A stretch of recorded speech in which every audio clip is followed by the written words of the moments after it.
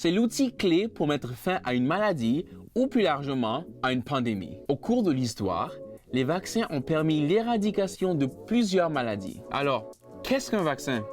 Comment ça fonctionne et quelle est son efficacité? Ouais, il y a pas mal de choses au menu et on va voir tout ça maintenant.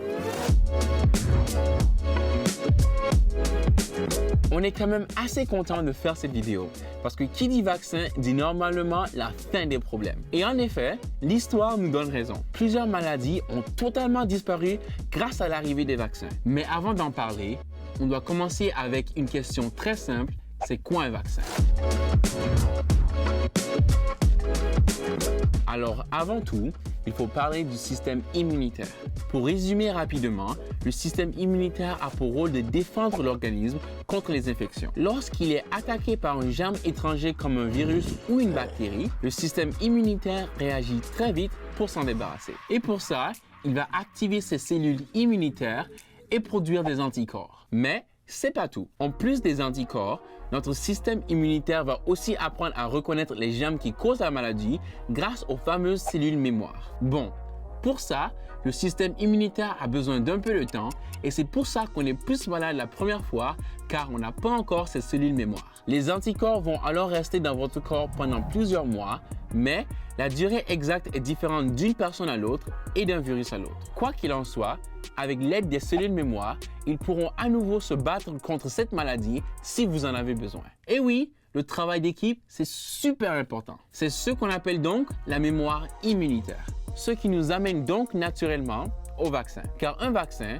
c'est fait à partir de germes provoquant la maladie qu'on veut combattre et évidemment, ces germes ne vont pas vous rendre malade parce qu'ils sont devenus inoffensifs. C'est d'ailleurs ce qu'on appelle un vaccin vivant atténué. Il existe aussi une autre forme de vaccin qu'on nomme vaccin inactivé. Celui-ci ne contient pas de germes infectieux vivants. L'hépatite B, le tétanos, la coqueluche et même certains vaccins contre la COVID-19 sont des vaccins inactivés. Mais le but de la vaccination reste donc le même. Apprendre à votre corps à reconnaître rapidement un virus en stimulant votre système immunitaire. Ensuite, il faut savoir que faire un vaccin rapidement, efficace et prêt à être délivré à toute la population mondiale, c'est très difficile. La patience est vraiment le maître mot. Prenons l'exemple de d'autres maladies. Pour la polio, on a eu besoin de 7 ans pour élaborer un vaccin entre 1948 et 1955. La rougeole, c'était 9 ans entre 1954 à 1963.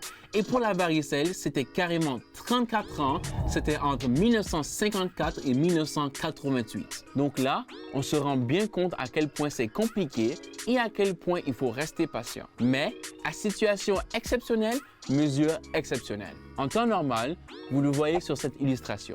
Un vaccin connaît plusieurs phases avant qu'il n'arrive à nous. De la découverte au test, en passant par la régulation et la surveillance, il y a tout un protocole très précis à respecter pour la création d'un vaccin.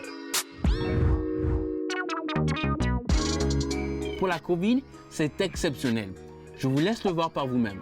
On a drastiquement réduit ces délais. Les phases de recherche se chevauchent et au bout d'une quinzaine de mois, on arrive déjà au premier vaccin contre la COVID. Mais alors, on se pose une question. Si d'habitude, il faut des années et des années pour un vaccin efficace, est-il dangereux de voir arriver un vaccin contre la COVID aussi rapidement? Très bonne question. Car oui, il ne faut pas confondre vitesse et précipitation. Malgré les délais réduits, toutes les agences officielles nous assurent que les exigences de sécurité pour la COVID sont les mêmes que pour les autres maladies et que les effets secondaires de ces vaccins sont minimes. Vient ensuite la question du partage de ces vaccins à la plus large population. En ce qui concerne le vaccin contre la COVID, tout le monde ne sera pas servi en même temps, ce qui est tout à fait normal. Certaines populations sont les principales concernées par les premières doses du vaccin. En priorité, les populations fragiles comme les personnes âgées et les personnes qui ont d'autres maladies. Ensuite, le personnel médical qui travaille au contact des patients COVID-19. Car oui, c'est logique que les personnes qui nous soignent soient rapidement vaccinées. Viendra ensuite, petit à petit, le reste de la population. D'ailleurs, il est nécessaire que 70 à 80% de la population soit vaccinée pour se rendre compte de la vraie efficacité d'un vaccin. Vous l'avez donc compris, en ce qui concerne la COVID notamment, il nous reste encore du chemin mais il y a de quoi être optimiste. Notamment quand on voit l'efficacité des vaccins à travers l'histoire. Au Canada, par exemple, les vaccins ont réussi à pratiquement éliminer certaines maladies comme la coqueluche, la rougeole ou les oreillons. Et même mieux, la polio, cette maladie qui paralyse les jambes, a disparu complètement grâce au vaccin.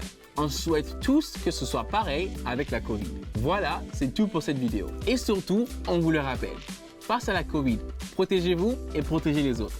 Salut!